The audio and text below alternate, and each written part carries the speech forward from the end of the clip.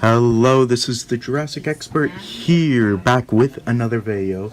As you can see, I was able to get a hold of the Ultimate Lockwood Battle Set. I think that was what it was called. So pretty much, this was a limited release, I think only in Mexico. I could be wrong, but I definitely know, I am pretty sure it was in Mexico because a lot of the sellers on eBay a lot of them were shipping from Mexico. But yeah, I was able to get a good deal. I scooped it up, and yeah, well, technically, I didn't scoop it up. I suggested it to somebody that was asking me, like, oh yeah, what do you really want for your birthday? And I was like, well, that's one thing. But yeah, I gave them I found like a really good deal, and I sent it to them, and yeah. So, let's first get in with Blue, because this is probably the least interesting figure in the set, because it's the exact same as the original Battle Damage figure in pretty much in every way. I mean, so the head, let's go over articulation first. Head bend down that way and up that far. It is on kind of, not a ball joint, but kind of a hinge and swivel joint. So yeah, you could kind of get a nice motion in the neck there. Can turn a full 360 on the head. The jaw can open that wide and close that much. Arms can go up that much, down that much, and is it even focusing on Blue? Hips can go out barely at all, and arms can go full 360 on both sides, and legs can go back that much and forward that much, and back that much and forward that, and actually forward not at all. So yeah, that's all for articulation. Paint-wise, this is really good. We do get a little bit of a paint splotch there. Mouth is painted nicely. There's not too much bleed over. No paint on the roof of the mouth. They did paint the Battle Damage, and there's a nice look at the feature there. They did paint the claws, and they did do a nice job painting the stripe there. And they did do a good job painting the eye there. And sculpt-wise, I'd say this does look good, aside from the little notch there, but you know what? It's not the end of the world that it has that. So, Blue off to the side. Let's go in with the Battle Damage Indoraptor. Okay, so articulation-wise, it is exactly the same as the posable Indoraptor, but we will go over that anyway. Arm can bend in that much. It can go out that much. Shoulder can bend outward that much and go in that much. And that's the same for both arms. There is a hinge joint in the wrist, so it can bend back that much, down that much, and it can do a full 360. Same for this arm. Same for all the parts of the arms. Legs, there is a hip joint there, like the other Indoraptor. Knee can bend in that much and out that much, and this kind of mid foot, I don't even know what this is. I guess this was kind of be the ankle. So here you go, that back that much, forward that much. It can go a full 360. The calf and all that can bend that far, and the whole leg can bend actually no, it can't bend a full 360. It can bend about that much. And it can bend, yeah, it can bend around that much. Don't really know why you'd want it to bend like that. Okay, good, it's not stuck. I got it for a good deal, but it was still not exactly cheap. So, okay, yeah, there we go. We get a nice look at that Battle Damage there. And Tail articulation, same as the Indoraptor, it's like on a ball joint, so you get this really nice motion. Same with the end of the tail as well. And same situation with the neck and the head. Does get that nice pivot. And the mouth can open a little bit wider than the original Indoraptor, so it can open about that much and close about that much, and it can go a full 360 with the neck, and I'm pretty sure the head could go a full 360 as well. I could be wrong. Yeah, the head can go a full 360 as well. Tail cannot go a full 360. Again, exact same articulation as the original Indoraptor. So, sculpt-wise, it does look quite nice. It is almost exactly the same as the original posable Indoraptor, except for the bow damage. Taking a closer look at that, the sculpt looks really nice on that, and yeah, even the little door that conceals it is very nicely hidden, even with that little notch.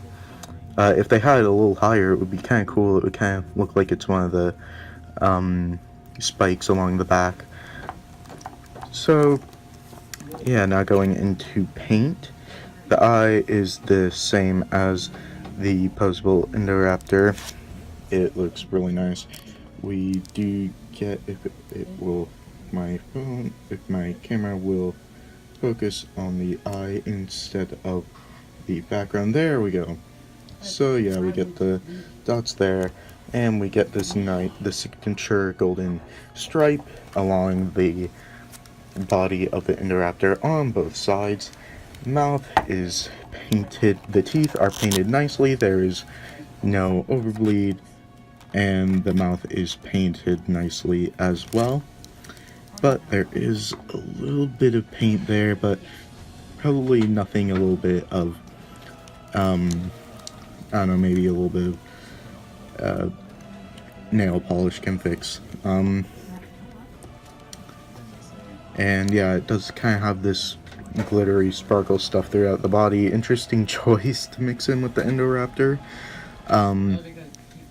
But yeah, I actually was thinking that it might have been just for this Indoraptor. It turns out it is with both of them. But there is also these two peg holes on the side, and I will show what those are for later. Here is the code for blue. Here is the code for the Indoraptor. It is the exact same one as the regular counterparts. And now let's finally go into the Triceratops skull. So articulation, pretty much non-existent. Mouth can open that far and close that much. I think you can pull this off, but I'm a little bit too scared to do that because I really don't want to break this. There is nothing really going on the inside, but you do get this nice texturing for the wood, like the stem anatomy or the stem kits that you could get, and the Triceratops skull looks great as well. The horns do look bent back a little bit much. I feel like maybe they should have been forward a little bit more, but I don't know, that's just me. I think even in the film they were quite back. They were really far back. And speaking of that, now let's go into the reason why those peg holes are there. So the peg holes, Triceratops horns equals, if I could get this, my Triceratops horns are a little bit warped.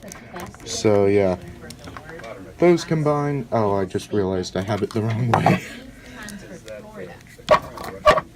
Okay, so yeah, well, two little peg holes plus the horns. Oh man, that was horrendous.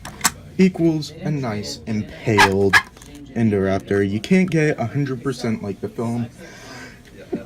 Sorry, I had to sneeze there. But yeah, you can't get it exactly like the film, which is kind of a shame, but I could see how that would be a little bit of a problem. This is kind of extreme for a toy itself. when mainly little kids are going to be expected to play with this. I do wish that this was not limited in its release, but I'd rather actually have it come out than be canceled altogether, which I am thinking about making a video about canceled Jurassic World figures. Yeah, and it is very nicely situated. I do fear for time, if you have this on a shelf like this, I do fear that it will not really... Sorry, I accidentally stopped the video there. So I do fear that this will not actually be able to be like this if you were to just have it constantly on a shelf.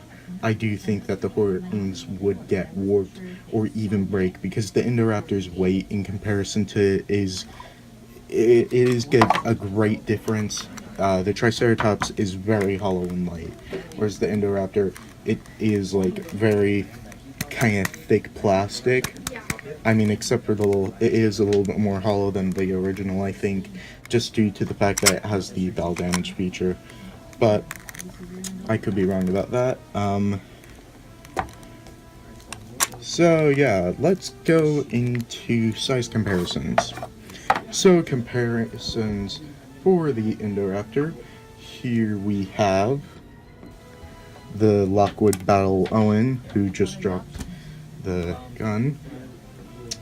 And put that off to the side. Here it is next to the original Battle Damage Blue. And for our comparison, here it is next to the original posable Indoraptor. So as you can see, paint and the mouth is exactly the same. I do feel that this Indoraptor can open its mouth wider than this one can. Eye paint is the same. Golden stripe paint is the same. The main difference is the fact that this has the bow damage feature. And again, like I said earlier, this does kind of have this also does have the kind of silver sparkles throughout the body. So yeah, there's comparison with the Indoraptors. And for the Battle Damage Blue, here is the Lockwood Battle Damage Blue. Here is the original. As you can see, there is no difference whatsoever. I mean, even the battle damage is very similar. I do feel like they did gloss the battle damage on this more than they did this one. But yeah, it's pretty much the exact same figure other than that. Okay, if I could get it to stand, and here it is next to the Indoraptor. As you can see, very little difference in the size comparison there. And comparison for the skull, for the Triceratops skull, here it is next to the Lockwood Battle Owen, and here it is next to the original Battle Damage Blue, and finally, here it is next to the original posable Indoraptor. So, I really hope you enjoyed this video. I really do hope that you enjoyed this video. I will try getting a couple of videos up, and maybe even try going on a toy hunt again. So yeah, as always, make sure to like, comment, and subscribe. Hit the notification bell to get notified whenever I put up cool videos like this one. And as always, dinosaurs might be older than you, but you are never too old for dinosaurs. Bye bye.